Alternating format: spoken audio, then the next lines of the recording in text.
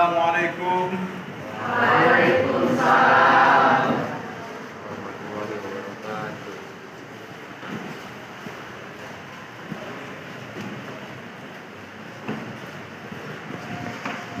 Baiklah anak-anak, akan kita mulai pelajaran agama. Assalamualaikum warahmatullahi wabarakatuh. Waalaikumsalam warahmatullahi wabarakatuh. Hadir semua ini? Siapa yang hadir? Hadir semua? Alhamdulillah. Baik, Bapak absen dulu. Kita mulai pelajaran.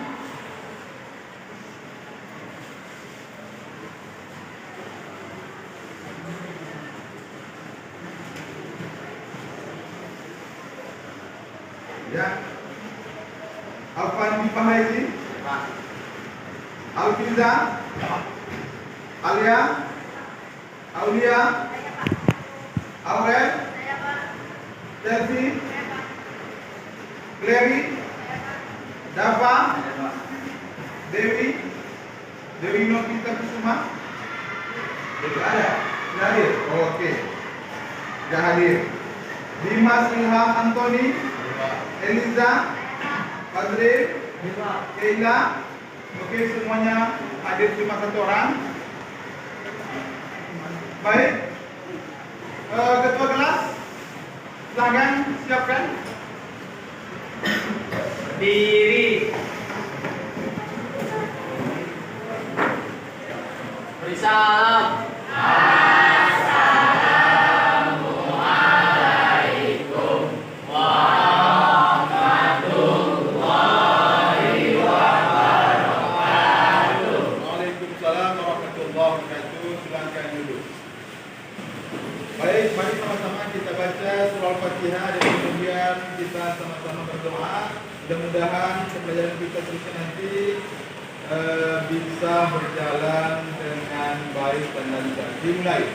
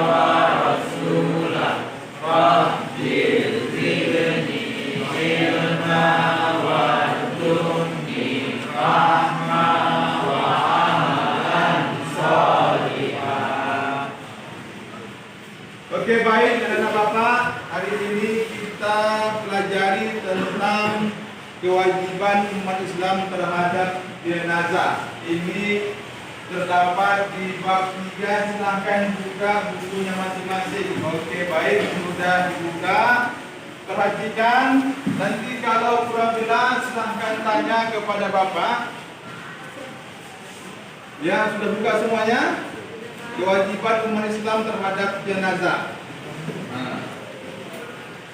Perlu Bapak sampaikan, ketika manusia telah jelas-jelas meninggal dunia, lalu kemudian ada beberapa hal yang perlu kita sampaikan, kita laksanakan. Maksudnya, yang pertama adalah pejamkan matanya.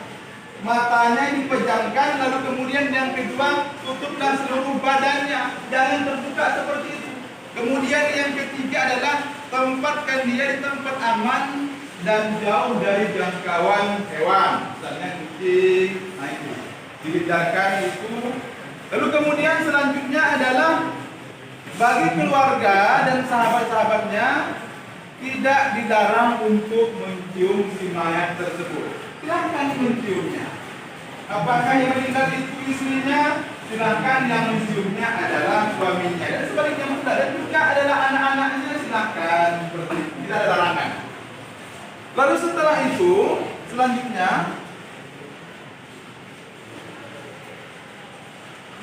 yang bagian B, perawatan jenazah. Nah, ini dia. Yang pertama, memandikan jenazah. Ketika memandikan jenazah tersebut, ada beberapa hal yang perlu kita laksanakan. Itu dia.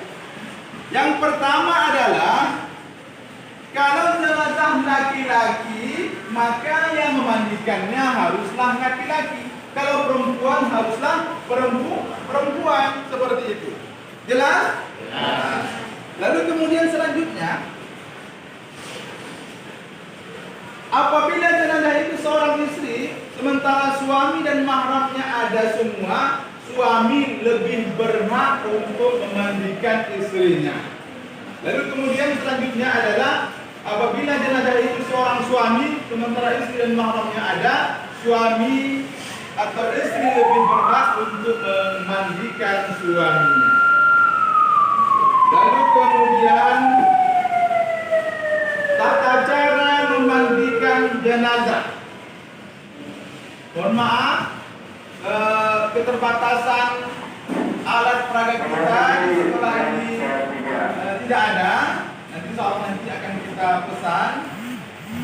Ada beberapa tata cara memandikan jenazah. Yang pertama, ditempatkan dia di tempat tertutup agar orang lain tidak bisa melihatnya. Lalu kemudian selanjutnya, mayat diletakkan di tempat tinggi atau seperti dipan seperti itu. Agar apa? Agar air tadi bisa mengalir ke bawah, tidak menggenang seperti tempat di mana mayat tadi diletakkan. Kemudian setelah itu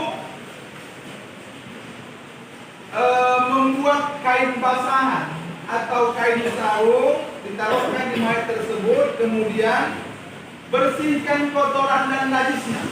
Setelah bersih kotoran dan najisnya, kemudian dudukkan dia. Cara memandikannya, misalnya kepalanya diselentangkan di dipan tersebut, kemudian disediakan air seperti itu. Yang pertama yang perlu disediakan adalah yang pertama air. Kemudian apa lagi? Terus kayu, ya. Sarung, iya, pesan tadi. Ember juga.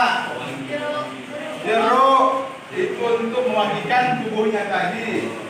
Nah, itulah alat-alat untuk memandikan jenazah tersebut. Setelah dimandikan, lalu kemudian diambillah handuk, dibersihkan tubuhnya dari air-air yang melengket di tubuh tersebut, kemudian diangkat dia ke tempat yang telah disediakan. Barulah dia dikafani, ya. Setelah dikafani, lalu kemudian dengan anak-anak Bapak, Rasulullah Muhammad SAW pernah bersabda, berapa lapis kain kafan Rasulullah? Lalu kemudian dijawab 3 lapis kain putih. Jawab Aisyah. Hadis riwayat Muslim. 3 lapis. Sekurang-kurangnya kain yang dibuat untuk membalut atau mengkafan jenazah tadi adalah 3 helai atau 3 lapis. Boleh lebih, Pak? Boleh, 5 boleh, seperti itu dia. Kemudian selanjutnya setelah dikafani selesai semua, barulah disolatkan. Anak-anak Bapak sudah bisa semua ini? Sudah tahu? Ya, coba Dimas dulu ke depan, silahkan maju. Kemudian Niko ke depan sebagai imam-imamnya. Para makmumnya kemudian maju. Iya. Di depan, silakan di depan. Iya. Cukup 3 orang 4 orangnya. Luruskan seperti itu. Anggaplah yang di depan ini mayat. Ini mayatnya mayat laki-laki terbuat seperti itu. Iya. Silakan.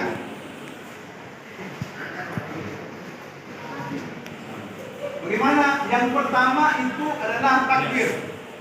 Allahu Akbar. Lalu kemudian apa yang dibaca pertama? Surah Al-Fatihah.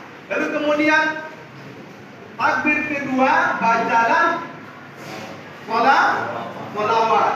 Lalu kemudian takbir ketiga baca doa. Allahumma ighfir lahu. Kalau laki-laki dia Allahumma ighfir lahu. Kalau perempuan dia Allahumma ighfir laha. Itu dia. Terusnya. Lalu kemudian takbir ketiga bacalah Allahumma la tahrimna ajrahu wa la taftinna ba'dahu waghfir lana wa lahu. Kalau dia perempuan Allahumma la tahrimna ajraha wa la taftinna ba'daha. Ya, posisi bagaimana? Iya, silakan. Pertama, takbir. Iya. Ini tidak boleh kuat suaranya, cukup dalam hati saja. Itu. Yang jelas anak-anak bapak sudah tahu semua. Laki-laki sudah tahu? Iya. Sudah tahu? Oke, baik. Pertama ini ditangkaplah. Oke, surah Al-Fatihah. Kemudian takbir kedua. Iya. Makmumnya ikut. Iya. Kemudian apa bacaannya? Sholawat. Kemudian takbir ketiga. Apa bacaannya? Doa. Bagus. Lalu kemudian doanya Allahumma ighfir lahu kalau laki-laki. Kalau perempuan Allahumma ighfir laha. Lebih dari 2 Allahumma ighfir lahum. Banyak dia mayatnya tergeletak seperti itu. Lalu kemudian selanjutnya adalah yang keempat takbirnya. Dia makmumnya juga mengikut. Nah, bacaannya adalah Allahumma la tahrimna ajrahu. Kalau laki-laki, kalau perempuan Allahumma la tahrimna ajraha. Assalamualaikum. Assalamualaikum warahmatullahi kanan. Baru ke kiri seperti itu ya. Assalamualaikum warahmatullahi wabarakatuh. Oke, silakan. Assalamualaikum. Iya. Assalamualaikum warahmatullahi. Iya, oke baik. Silakan, terima kasih. Lalu setelah mayat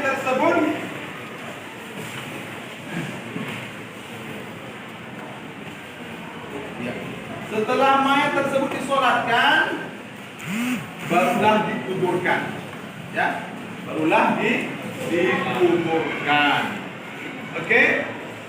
Sampai di sini ada yang ingin bertanya? Siapa? Sudah jelas? Niko sudah jelas? Oke, baik. Semuanya sudah jelas. Mudah-mudahan pelajaran kita hari ini bisa dipahami, lalu kemudian bisa dipraktekkan nanti ketika kalian kembali ke masyarakat. Misalnya ada yang meninggal dunia, lalu kemudian tidak ada salahnya kita ikut. Kemudian perempuan juga seperti itu, ketika waktu sholat zuhur ada orang yang meninggal dunia di masjid tersebut, kemudian jangan langsung pulang, kita ikut. Agar apa? Agar kita tahu cara ketika nanti ada orang tua kita meninggal dunia, kitalah yang menyolatkannya. Dan kalau bisa, bagi anak bapak yang laki-laki, dialah yang menjadi imam. Oke, baik. Sekian dari bapak materi kita hari ini. Dan semuanya sudah paham? Paham semua? Paham. Oke, baik.